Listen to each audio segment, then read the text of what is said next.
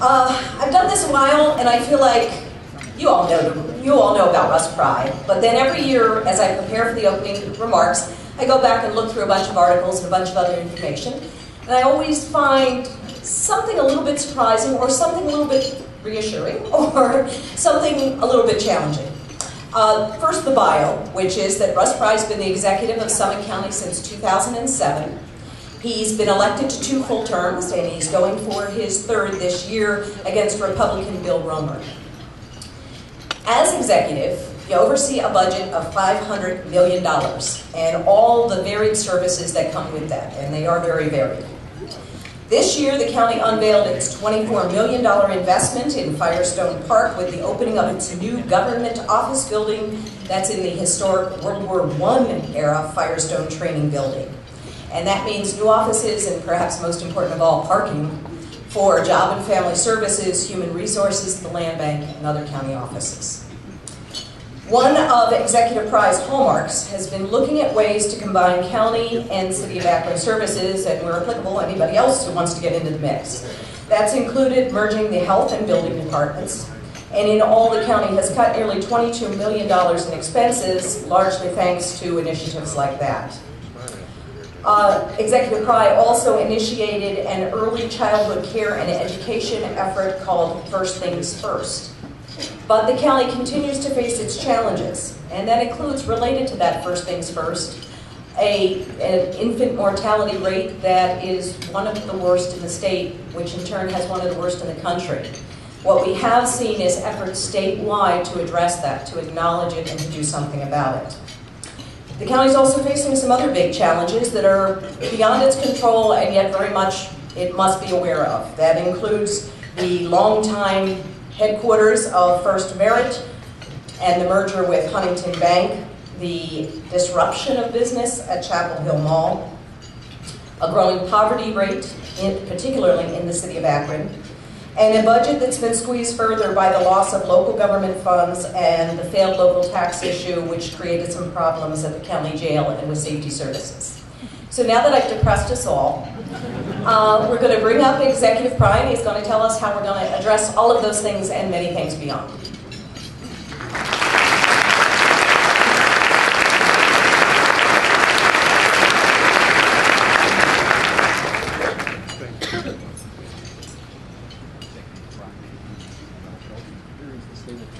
Well, good afternoon, and thank you, Schulte, for that kind introduction.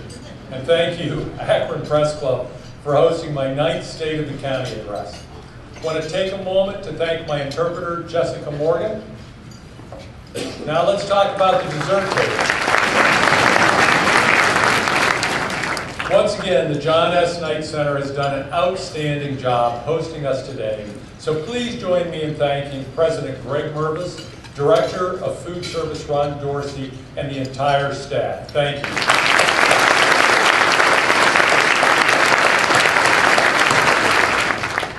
But this time, please allow me to recognize a few individuals who worked very hard creating opportunities for residents of Summit County. We have with us today Congressman Jim Renacci, who is always willing to listen and work to address the concerns of Summit County, and who I have enjoyed working with during our mutual time in office. Jim, thank you for coming here today. We also have the University of Akron's President, Dr. Scott Scarborough, and Akron Schools Superintendent Dave James. I'd like to thank our local elected officials in attendance today, and again, I think we've got them all, but if we didn't, we tried to make sure we got people when they were coming in the room. So we have State Senator Frank LaRose, State Representative Greta Johnson, Copley Township Trustee Helen Humphreys, Cuyahoga Falls Mayor Don Walters, Stowe Mayor Sarah Klein, and I'm not misspeaking, Sarah got married, so we now have 2 Mayor Kleins in Summit County, so that's going to be a little bit more confusing. We have Boston Heights Mayor Bill Gonsi, New Franklin Mayor Al Bolas, Barberton Mayor Bill Judge, Hudson Mayor David Basel, Mayor Dave Klein, the other Mayor Klein from the city of Talmadge, Norton Mayor Mike Zita, and Macedonia Mayor Joe Miglerini.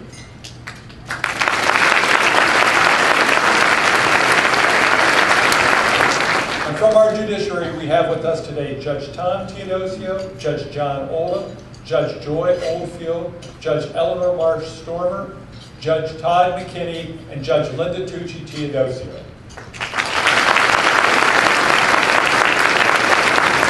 And with us today is a new mayor of Akron, Dan Horrigan, who is doing a great job in the city.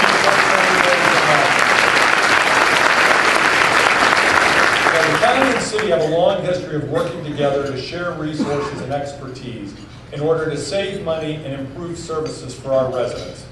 And I am grateful to have had the opportunity to work with Dan over the past 9 years when he was Summit County Clerk of Courts, and I look forward to working with the mayor and his administration for many years to come.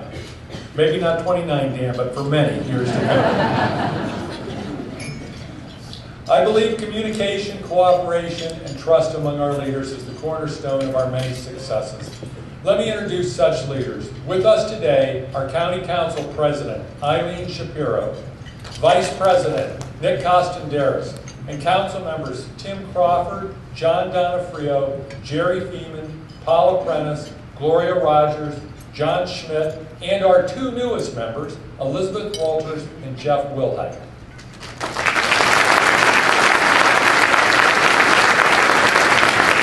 Thank you for your support and your incredible hard work.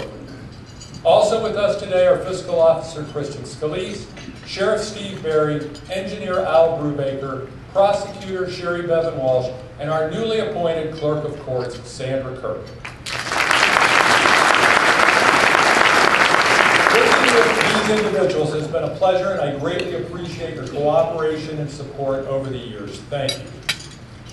Some of you may recall at last year's State of the County, I was presented with a beautiful plaque from the Summit County Veterans Council. Laura Williams Dunlop, a 2003 Ohio Veteran Hall of Famer, stood up here with me last year as one of the presenters. Unfortunately, Laura passed away just 2 months later. Laura served in the U.S. Army Signal Corps in Japan during the Korean War, and from that point in her life, she worked tirelessly on veterans issues. She was the founder and chair of the Summit County Stand Down for Homeless Veterans, and this community was lucky to have her as one of its most treasured residents. I'm very lucky to be able to call her a dear friend, and thank you for your service, Laura Williams Dunlop.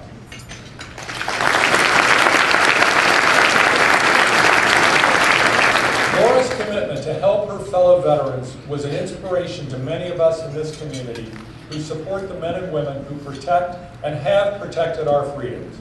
And her commitment is part of what inspired me to propose shortly after becoming the county executive in 2007 that we construct a new Veteran Service Commission facility to improve the services we deliver to our veterans in Summit County. That new facility opened in 2009, replaced a dilapidated century-old house that was not even accessible to our disabled veterans. Now, the county's VSC facility is one that provides not only quality service to our veterans, but is also a place for the community to remember and honor our fallen heroes. Early on in my tenure as county executive, I recognized that the county was also lacking a quality facility to house our lost family pets. By that point, a national organization had twice determined that the county's animal control facility, which was little more than a converted horse barn, was substandard and was harming the health of the animals at the facility. Working with County Council, we were able to construct a new facility which became the county's first LEED certified building when it opened in 2010. And more importantly, that facility has provided a healthy and safe environment for the dogs and cats being housed there. Today, the Summit County Animal Control Facility serves as a model for others to measure themselves against, and not just the building itself. During my time as executive, we have conducted annual adopt-a-thons out of the building, and this past November, we garnered both local and national attention for, again, adopting out every animal in the facility.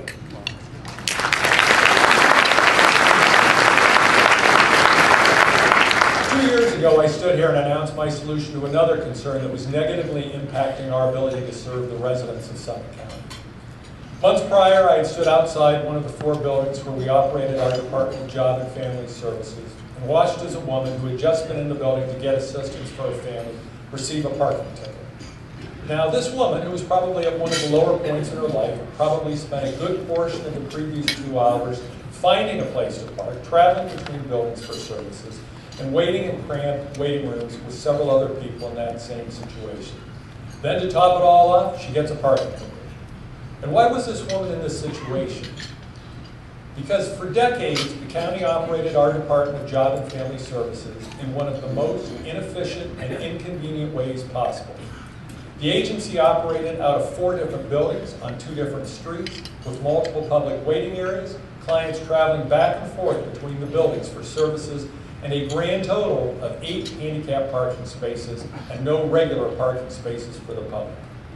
Additionally, employees in the 4 buildings parked in nearly a dozen different lots scattered over the northern end of downtown, and much of the administrative and management staff were in different buildings than the public service staff. The result was a system that was inherently inefficient and difficult for both those seeking services and the county employees providing assistance.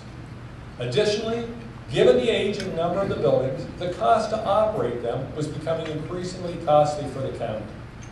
For these reasons, I announced in 2013 that one of my main focuses of my second full term as your county executive would be to find a new location where the entire Department of Job and Family Services would be housed under one roof, with all employees operating out of that single facility and all clients served in an efficient manner from that facility. It was also critical that the new site have enough on-site free parking to accommodate all of the county's employees and clients. Then, 2 years ago, at my State of the County speech, I proudly announced that we had found a home with the Department of Job and Family Services on the former Firestone Tire campus in Akron. And today, as you saw earlier on the screen beside me, we have made this vision a reality. The Firestone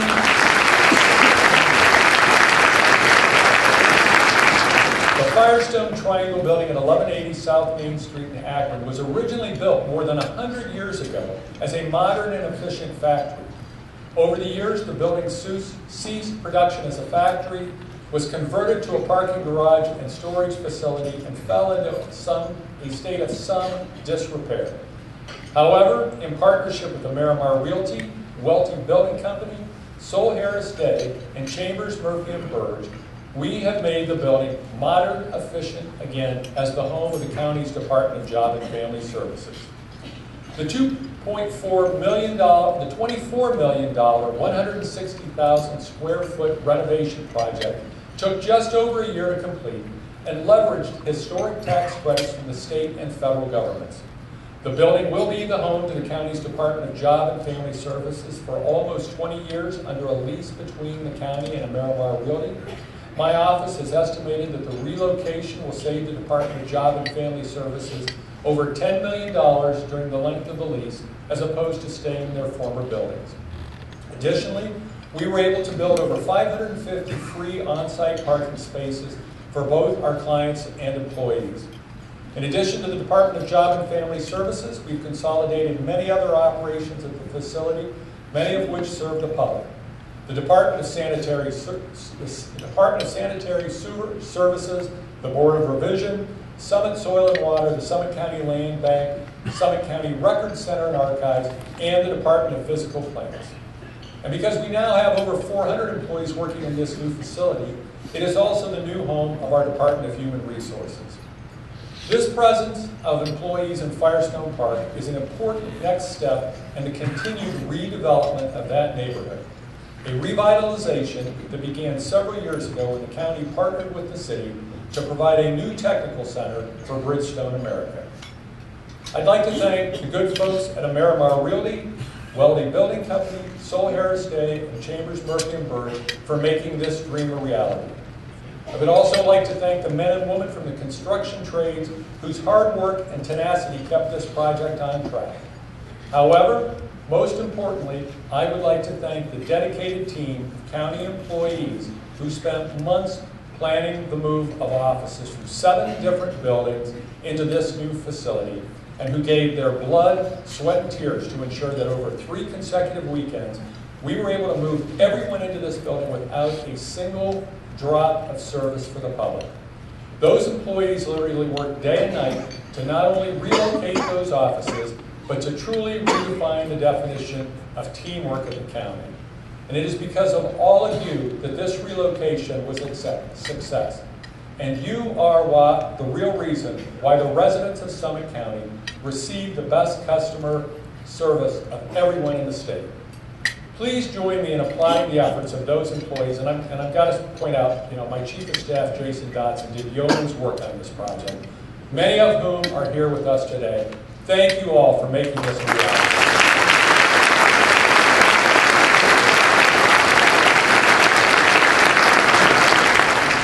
In this day and age, we are incredibly dependent on technology, and that fact is highlighted when you move more than 400 employees from 7 different locations.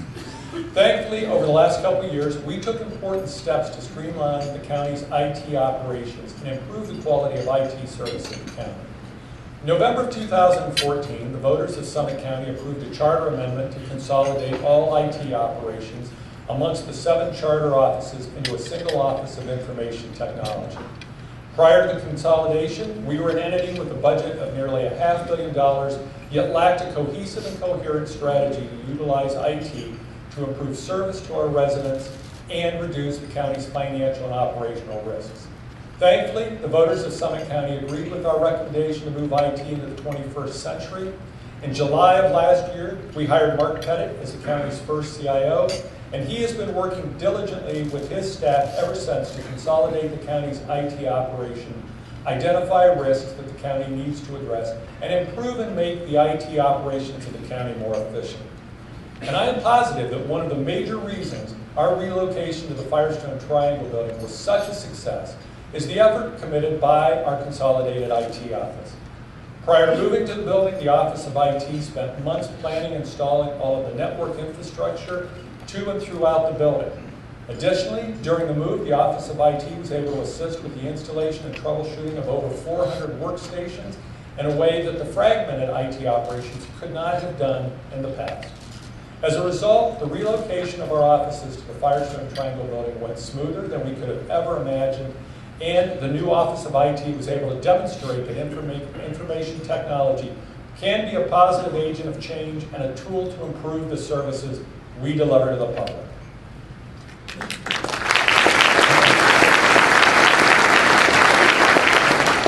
And while I'm happy to share with you today many of these successes we may have realized in streamlining and reconstructing the county's operations, many of you know I've not always had such good news to share during my State of the County speeches in the past.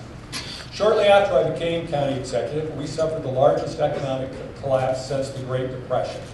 As a result, much of my prior speeches dealt with the economic challenges presented by declining revenues while the demand for services increased. However, out of these challenges, we have forged a more efficient and responsive county government, and a county government that serves as a financial model for other large urban counties in our region. While the economic times have been tough for several years, our long-term proactive approach has enabled us to manage through the worst of it, and the county's economic fortunes are improving. I'm glad to report that for the second consecutive year, we finished our general fund in the black, running a $300,000 surplus. We ended with this surplus despite the fact that we had to cover a 27th pay period, which is an additional $2.5 million expense that happens once every 11 years for employers who pay their employees biweekly. Through careful planning, an improving economy, and disciplined spending of the county office holders seated here today, we were able to add some money back to the savings account. One area in particular where we've seen positive economic growth has been our division of building standards. Over the last several years, we have consolidated our building standards operation with many of the municipalities in the county and have introduced new technologies such as electronic plan submittals and online permitting and inspection requests. As the economy has continued to improve, we have seen tremendous growth in the number of building permits and the corresponding revenue.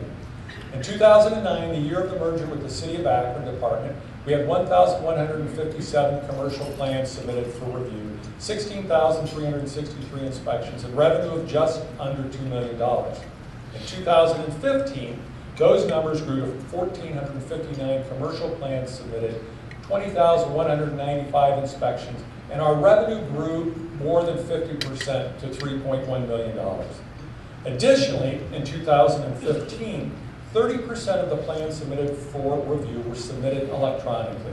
21% of permits were requested online, and 37% of inspections were requested online. In short, we've seen substantial growth over the last several years in both the commercial and residential construction industry in the county. And because we've made technological investments to allow for electronic plan submittal and online permitting and inspections, we have managed to keep up with this workload without having to add much additional staff.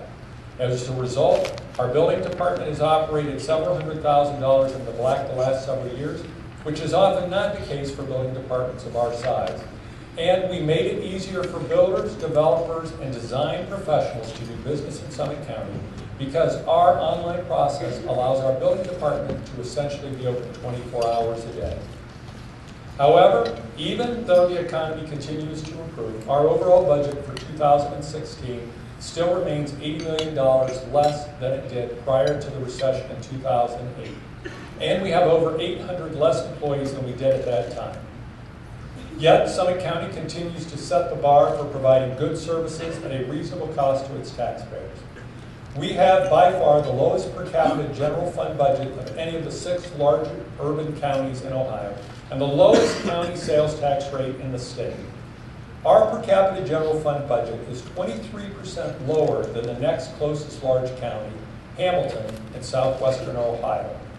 Our efforts to reduce costs and live within our means have not gone unrecognized either. Despite reduced state support and overall reductions in revenue, we've managed to see our bond ratings improve over the last few years.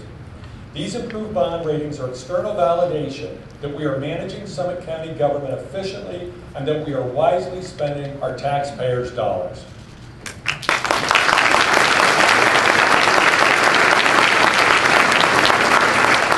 Just as the difficult economic times have required us to rethink, rework, and reshape county government internally, those same financial difficulties have brought together governments on the local level to figure out ways to collaboratively address problems facing us all. One of the most pressing issues has been how to address our aging emergency radio system used by almost every first responder in the county. This current emergency radio system is coming to its end of life, and new advancements in cellular and communications technology are forcing the system to be upgraded. Fortunately, over the past year, my administration has worked with virtually all of the communities throughout the county to address the significant financial issues that come with replacing the emergency radio system. Working with our partners at the City of Akron, we were able to negotiate a deal with Motorola Solutions to upgrade the emergency radio system to the new P25 technology standard. Through those negotiations, we were able to save over 20% of the cost to replace the system, and also negotiated with Motorola to provide the same level of savings to communities who need to upgrade their radios to be compatible with the new system. As a result of those negotiations, we were able to save millions for cash-strapped local governments here in Summit County. The new system is currently being delivered, configured, and installed, and by the middle of 2017 should be operational for use by our communities. Under the agreements with Motorola, this new system will be continually upgraded as new technology emerges, meaning the county and local communities will not need to worry about replacing the system until at least 2039. This project will make safety communications between the various agencies in our county more reliable and more secure, and will ultimately tie in with the state's emergency radio system, helping to ensure the safety of our residents for the next 20 years. A reliable communication system is critically important to making sure our first responders arrive quickly on the scene of an emergency. But it is not the only component. If our police and firefighters cannot locate the place where the emergency is occurring, most of the other components simply do not matter. Fortunately, the county's Division of Planning and GIS has been developing a new, innovative, and very needed project, the Ohio Location-Based Response System. The purpose of the Ohio Location-Based Response System is to establish partnerships between state and county governments for the creation of spatially accurate street center lines with address, ranges, and fields verified address points. Data developed through this system supports the needs of emergency responders at both the local and state level and provides digital mapping information to enhance Summit County's 911 system. Summit County Planning and GIS employees have been adding new streets and address points and working with local jurisdictions to improve the data, including identifying any non-visible addresses and/or unit numbers and resolving duplicate addresses. These address points and street layers will be added to all county GIS web applications. This new data can then be used by the county's public safety answering point dispatch centers to use with their emergency 911 mapping systems. As a result, we will be able to provide more accurate and detailed data so that our first responders can arrive on site faster and more reliably.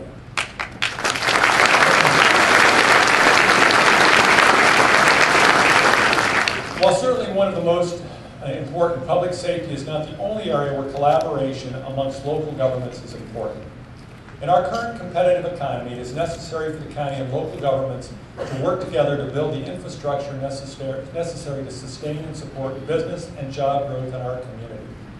Sanitary sewers is one of the areas in which my administration has focused resources to build the infrastructure needed for growth and development. For the most part, Summit County is a developed county, with much of the land being developed for either residential or business use, with the exception of our beautiful national park. However, one area that is ready for new development is the southwestern portion of the county. In the past year, we've reached agreements with the village of Clinton and the city of New Franklin to serve as sewer providers for those two communities. We also worked out a deal with the city of Barberton that will allow the flow from New Franklin sewers to be treated in Barberton sewage treatment plant, thereby eliminating a potential costly new plant in New Franklin. Our ability to sewer this area is important to the health of the residents and just as important for the economic well-being of that region of the county. Sewers will bring the opportunity for downtown Clinton to develop a tourist industry that takes advantage of its location along the Ohio and Erie Canal and towpath. Additionally, we have worked with New Franklin to strategically focus the first sewers in that city on the main business corridors. In the end, these developments will improve the health of the residents of Clinton and New Franklin and increase property values in the southwestern portion of the county and create new jobs for our residents. This past year, we also reached an agreement with the city of Hudson to purchase and operate its sewer system.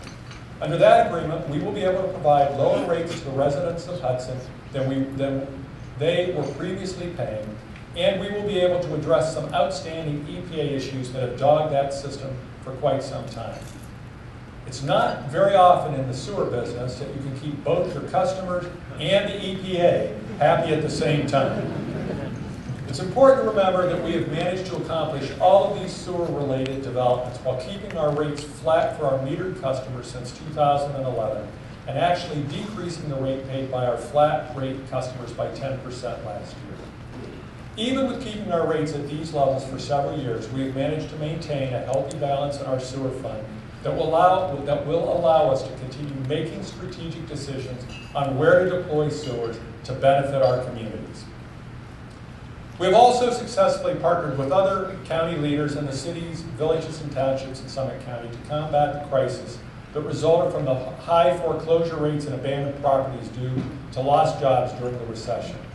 2012, County Fiscal Officer Kristen Scalise proposed creating the Summit County Land Bank in order to address the growing number of abandoned, vacant, and blighted properties in Summit County. Later that year, our offices collaborated with the Land Bank to apply for funds through the Moving Ohio Forward program. And between 2012 and 2015, we used $7.3 million in funds to tear down 963 dilapidated structures. Capitalizing on the success of the Moving Ohio Forward program, the Land Bank applied for and received $2 million in funds from the Ohio Housing Finance Agency to continue efforts to remove blight from our neighborhoods. To date, more than 60 abandoned, vacant, and blighted properties have been acquired and demolished with those funds. And we anticipate demolishing another 90 structures by July of this year. Additionally, the Land Bank has also become very proactive in providing funds to local governments and nonprofits in order to address specific needs for the rehabilitation, renovation, and demolition of distressed properties in the county. To date, the Land Bank has distributed $2.1 million in discretionary grants to 16 local governments and 11 nonprofits, all of which has been used to improve our neighborhoods and stabilize our housing market in Summit County. I'd like to thank our fiscal officer, Kristen Scalise, who has served as the chair of the Land Bank Board since its creation, for her visionary leadership in attacking this issue head-on in order to protect the property values of the homeowners and businesses of Summit County. Thank you.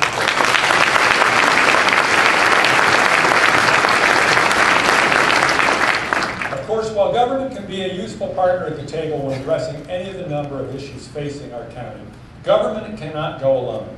Instead, it takes several strong partnerships from both the public and private sectors in order to address the issues that affect us all. And I'm proud to say that here in Summit County, we're getting it right, and we're bringing together the necessary groups and people from business, nonprofit organizations, and government to proactively address the needs of our community. And with the balance of my time today, I'd like to highlight several of these public-private partnerships that are focused on changing our community for the better. You know, when preparing for the state of the county and looking back over the past 12 months, you find yourself reflecting on the past. And it is hard for me to believe that I graduated from Magabro High School 40 years ago. Thanks for not applying for that. How in the world has 40 years slipped by me so quickly? Now, I still remember it like it was last week. And I remember very well the lessons I learned in high school, and I still use them. And I'm very honored to have as my guest today my high school American history teacher, Fred McClellan.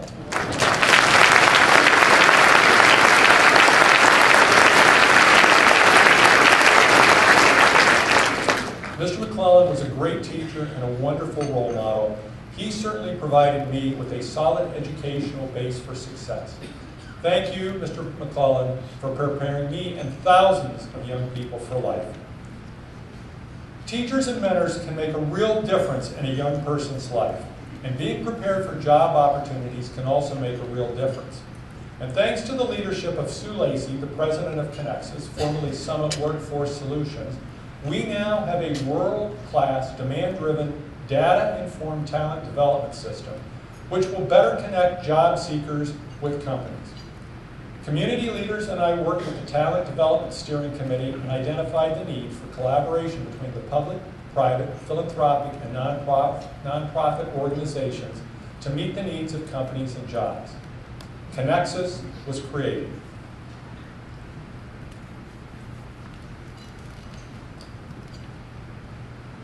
Did you know that in the next 10 years, 50,000 production jobs will open up in Northeast Ohio? We knew. That's because Connexus is cultivating a demand-driven, data-informed talent system for Summit County. We use reliable labor market data and company engagement to deliver the right talent at the right time, illuminating career pathways and connecting work to prosperity. We're talking real, attainable prosperity right here in Summit County. Jobs that build on existing skills and provide a sustainable living wage. Prosperity that empowers companies to be more competitive, educators to meet market demands, and communities to be more vibrant.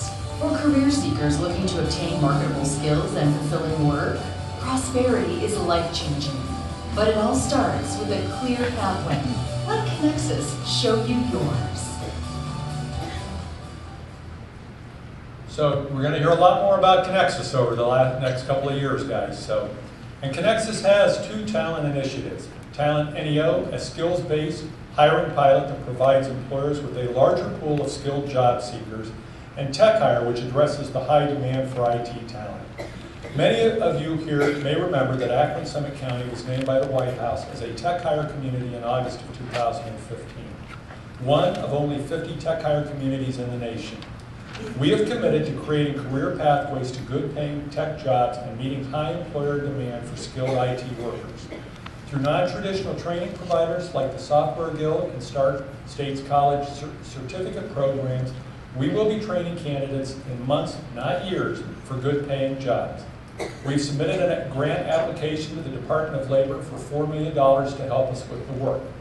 We've committed to train 450 young adults between the ages of 17 and 29 for tech jobs in healthcare, insurance, advanced manufacturing, and IT with median wages of $52,000 to $75,000, and to engage employers to use innovative hiring practices.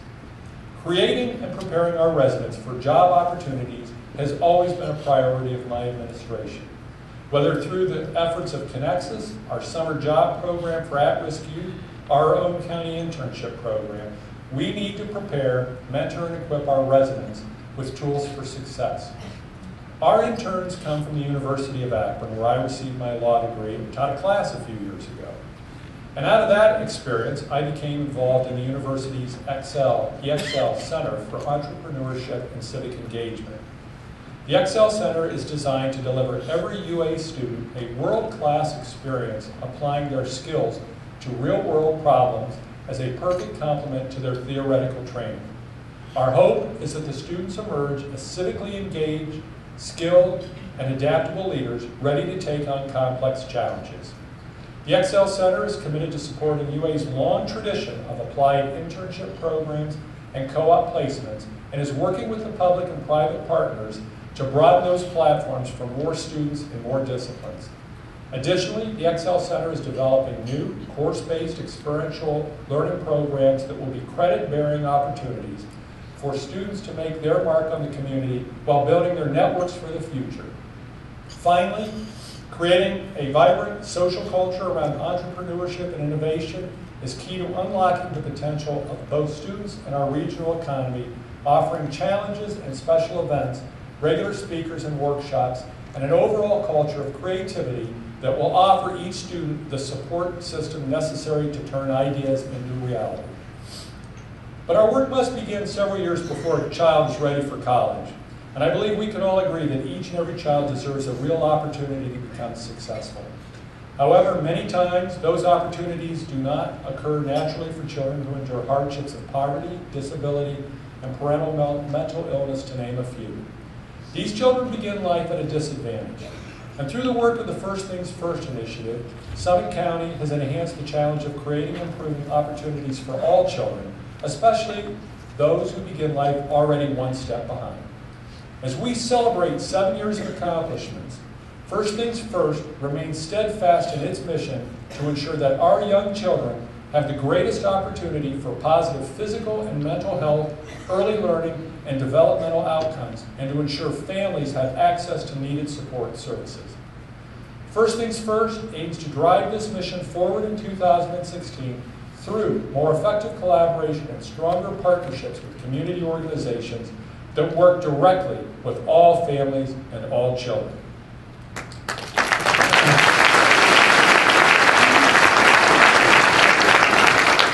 Going from our youngest residents to our oldest residents, programs may differ, but the compassion and commitment does not. In June of 2004, Ohio law established an Adult Protective Services work group to identify programmatic and financial gaps in the system.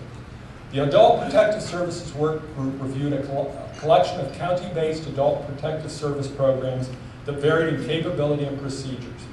The consensus of the work group was that any approach to adult protective services reform should be comprehensive, multidisciplinary, and accountable to the consumers of adult protective services and the taxpayers.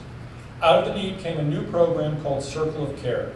Circle of Care is designed for seniors and was created to provide a seamless coordination of service by our community agencies and improve each member's response to the needs of seniors who are victims of abuse, neglect, and/or exploitation, and will result in increased positive outcomes. Participating in this collaboration are the Summit County Public Health, Summit County Sheriff, Summit County Prosecutor, Summit County Probate Court, Summit County Medical Examiner, City of Akron on behalf of the Akron Police Department and the Akron Fire Department, the ADM Board, the Akron Metropolitan Housing Authority, Summit County DD, and the Direction Home Akron Canton Area Agency on Aging and Disabilities. And recently, an additional 25 police chiefs from across Summit County have joined this collaboration by signing the plan of cooperation. So thank you all for participating.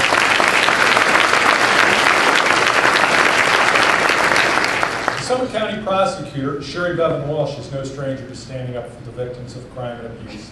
As a staunch victims advocate, Prosecutor Walsh has made a positive impact on those impacted by crime in our community. Last year was no different. The Summit County Prosecutor's Office handled close to 4,000 felony cases, assisting nearly 2,000 victims. Many have met one of the prosecutor's office's most beloved employees, Avery. And if you haven't met Avery, you need to. Avery is a 4-year-old Labrador Retriever mix, specially trained to help crime victims. Avery's job is to help crime victims, specifically children who have been sexually abused. Avery calms them and empowers them to tell their story. And since coming to the prosecutor's office in 2013, Avery has helped 85 crime victims, sitting with many of them during hearings and trials. Avery is the only facility dog working in a prosecutor's office in all of Ohio. And I've met Avery, and I understand why he is the most beloved employee.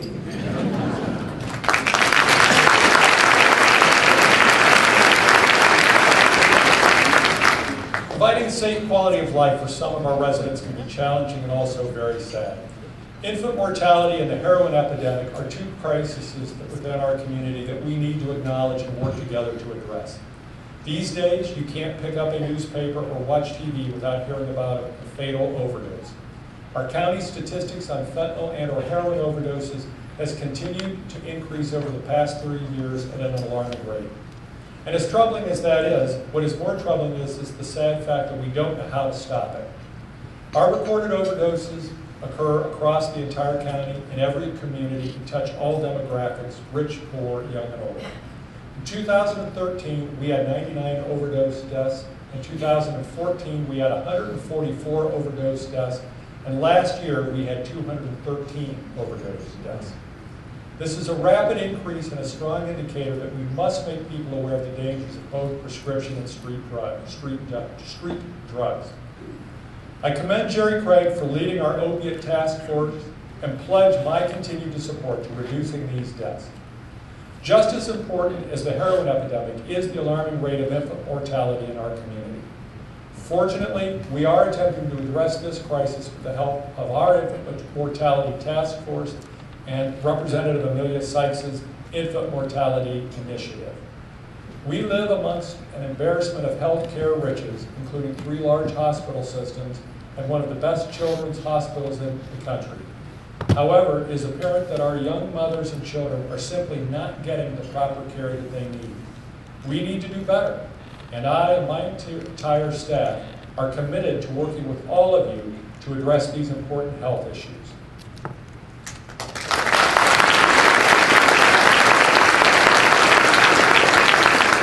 Changing opinions, attitudes, and educating folks can be very difficult, but it can change a life.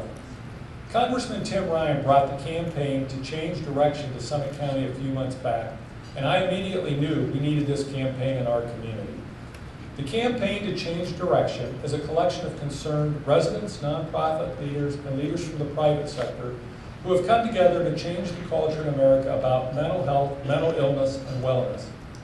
Did you know that 1 in 5 Americans has a diagnosable mental health disorder, and sadly, only 40% receive the help they need?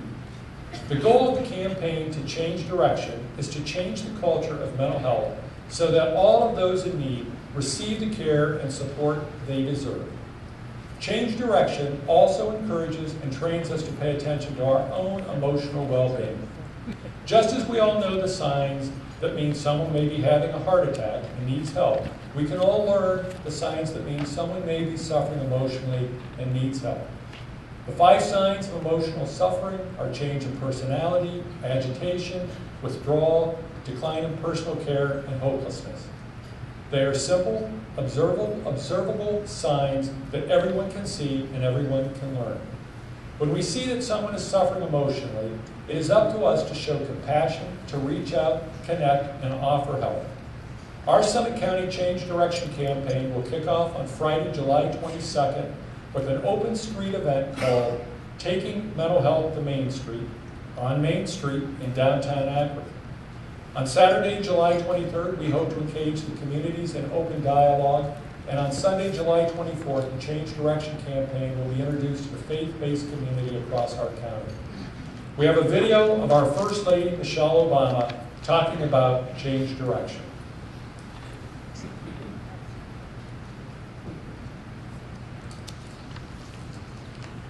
Today, nearly 1 in 5 Americans are living with a mental health condition, from our children and grandparents to our veterans, co-workers, and neighbors. For all of us, our mental well-being is just as important as our physical health. But unfortunately, most of us don't know how to recognize the signs that someone is in emotional distress. And so many of those who are having difficulty can't get the help they need. Together, we can change this. We can start by visiting changedirection.org and learning 5 signs that may mean someone is struggling and needs help. And then it's up to us to show compassion, to reach out, to connect, help folks find the hope and the support they need. Together, we can change the story about mental health in America. Together, we can change direction. We need to change direction now. And you can find out more about Change Direction at www.changedirection.org. You will find the 5 signs on your tabletops, and please join us in our mission to stop emotional suffering.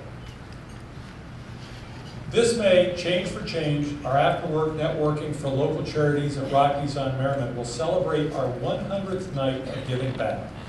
And to date, we've raised over $66,000 for local charities. Change for Change would not be possible without the Hammond family, and I am forever grateful for their generosity. Last year, the owner of Rockies and a very dear friend of mine, Chris Hammond, was diagnosed with pancreatic cancer.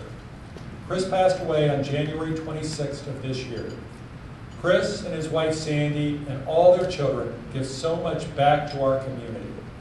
The University of Akron lost a great alumnus and cheerleader.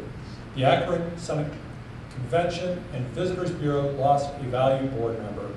And the family lost a devoted and loving husband and father, and I lost a very dear friend and a man I respected and loved.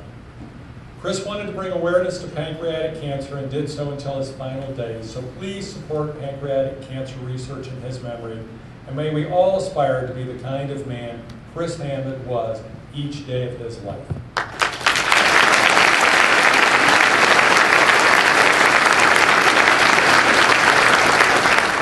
In closing, I'm proud to report the County of Summit is financially solid and strong.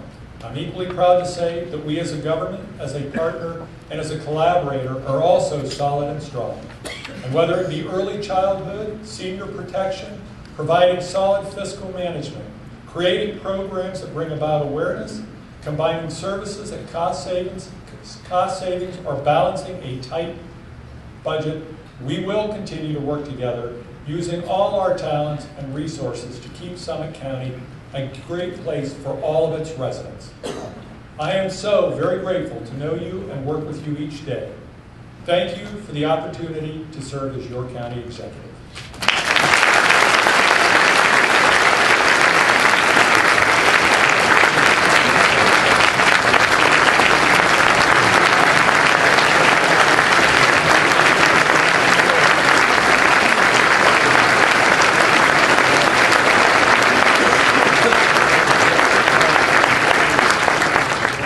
Now, folks, it's your turn. As Bruce mentioned, there are slips of paper in the center of every table. If you don't find one, raise your hand, we'll get you one.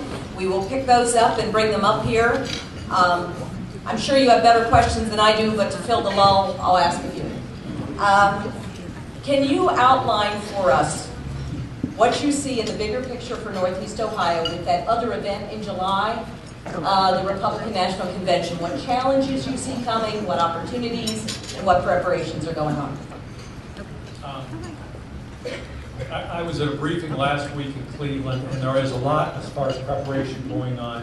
The hotels that will be used, I was told, will go from as far west as Sandusky and as far south as Stark County. So there will be a lot of activity going on around Northeast Ohio. Our hope for everybody in this room is that there will be a lot of people in Summit County spending a lot of money and adding to our sales tax base during that period of time. But I'm confident that they will work together to make sure that their convention comes off and is successful. The Bioinnovation Institute. the county's looking at how to reposition that. Can you elaborate on where it is now and where you hope it's going to be? We have been working with Bill Considine at Children's about how to help reposition where the mission of ABIA is. And I think we've come up with some very creative ideas. Bill has done a great job making sure that that organization has moved forward.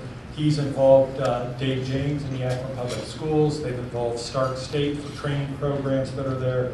So it is an amazing facility, and it is a state-of-the-art medical facility down there. So we will find ways to repurpose and use that facility, and I'm thankful for Bill's efforts to help lead that. I know he's kept the Knight Foundation involved. Knight Foundation made a very, very significant investment into that facility. It is kind of the gateway to Akron when you get off down there. So we've got a great asset, Schulte, and we will figure out some way to continue to make that work and turn it in. Medical device training, what we need to do to make sure that that facility ultimately is successful. This is the one downside about doing this. We have to keep going like this.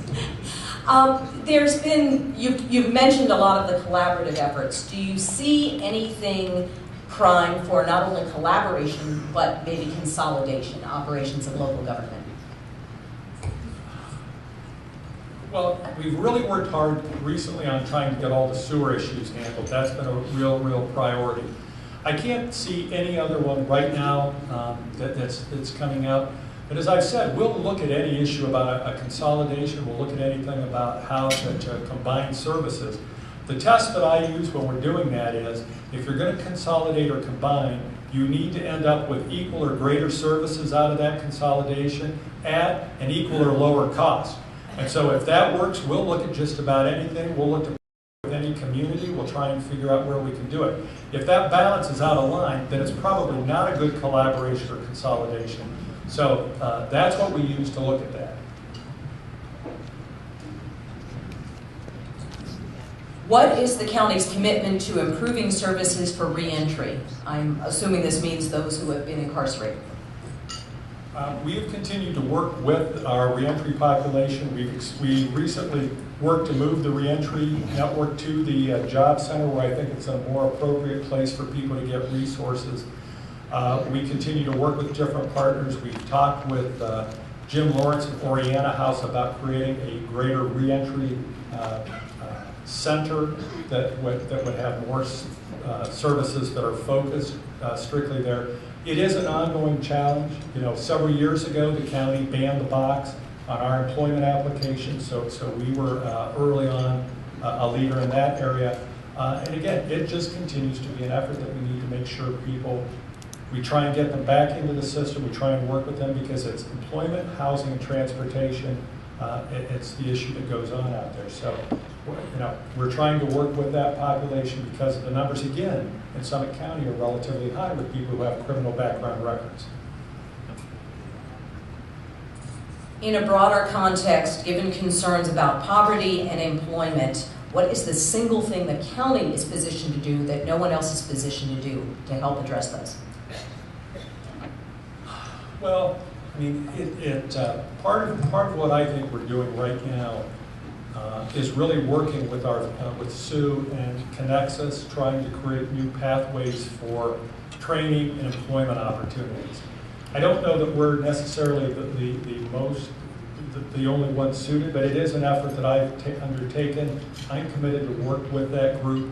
I know that the people that work with me on the talent steering committee that got us where we're at now with Connexus know it's very, very important to try and move this forward. The more jobs, more training we can get people, the more that will help people out of poverty. And that has been my #1 goal since becoming county executive is how do we get more employment, how do we get more people into jobs because they have a better quality of life. At the county, we are the social service safety net provider, so if people fall in hard times, we're the ones they come to, so that's where they come. The more people I can get off those programs and get to work, that's when we'd really be having a lot more successes here in our community. Is the county going to go for another tax issue? If so, what kind and when? Schultz, I can tell you, we don't have any plans right now to go for an additional tax increase. You know, I looked at where the results were the last time. I can tell you that we have not had a lot of people from law enforcement or other elected officials who have come to me and said we need to put another levy set back on the ballot without broad community support. Doing the same thing over and getting different results, I think, what did they say, that doesn't usually happen. So, I mean, if we get people in the community who can see that we have public safety needs to do that, we will look at that. But right now, there is no plan. You know, we've operated with the sheriff, with the jail being with one pod closed down. We haven't really been getting complaints from any of the communities out there. And one of the things last year that with the jail was the state comes in and does an audit of the jail every year, and with the shutdown pad, we got 100% audit last year, which I don't know that we'd ever had one of those before. So the sheriff's doing a great job over there with the resources he has. But again, that really would take a lot more people to come back. Regarding mental illness, how can you say you want to help people with mental illness when the Downtown Akron Partnership kicked out homeless veterans from under the bridge?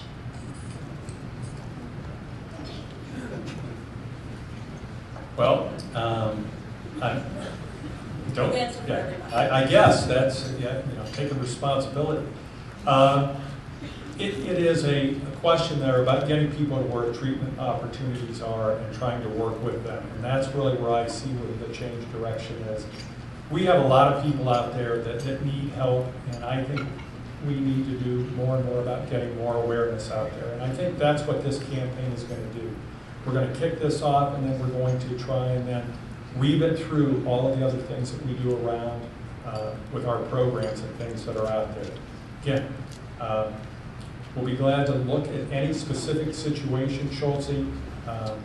But again, this whole thing is not about providing services, it's about getting people to services that we already have here in this community.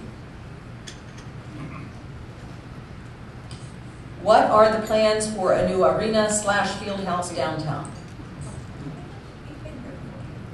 Talk to Mayor Horgan.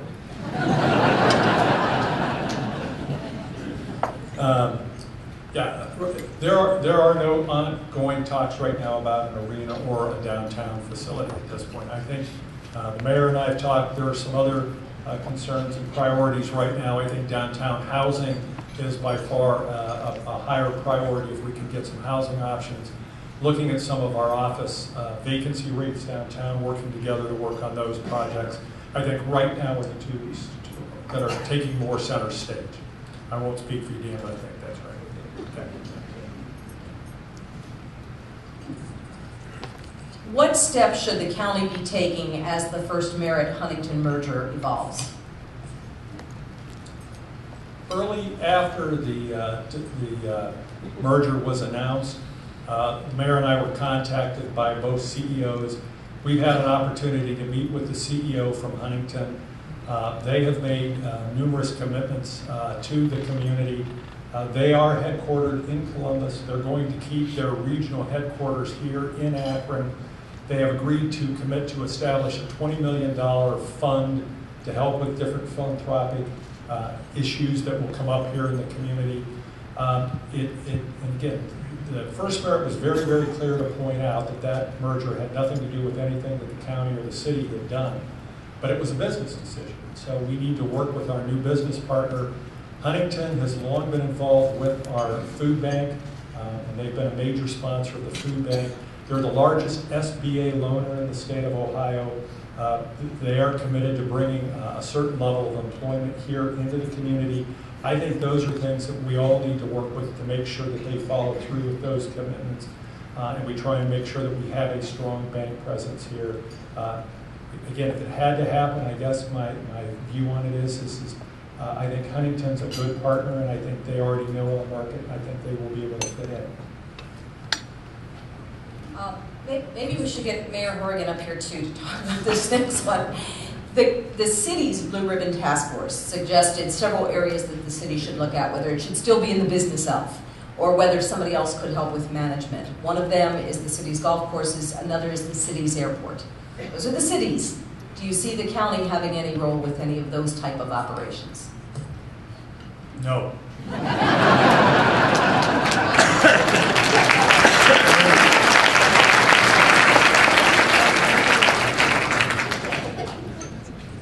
Is Summit County going to move to a next part of Montgomery that's in Portage County? And I hope you, I wore my green and white here for my order today, Fred. I mean, just so you know. No, county offices are staying in downtown Akron. Those are all that I have. Last call if anybody has any other questions. One more. Okay. Mental health is obviously a passion for a lot of people. Regarding mental health, please mention that Patrick Kennedy will be speaking on the topic in this room on July 21st. That's the day before the forum, sponsored by the Akron Roundtable. So please be aware of that. Thank you very much.